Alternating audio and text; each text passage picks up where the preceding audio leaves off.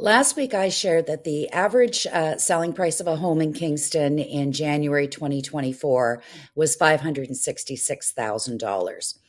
What I want to talk to you about today is an option, and that's condos. Condos are a great option for first time buyers or downsizers.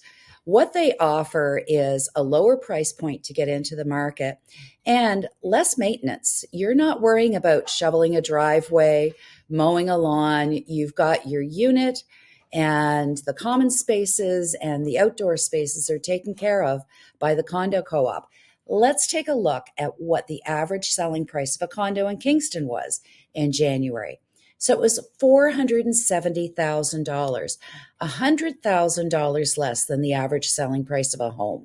So this might be the solution for you, whether you're starting out on your home buying journey or you're looking for your next place after downsizing from a bigger house. If buying a condo in Kingston is interesting to you, give us a call and we'll talk about everything that's involved in that.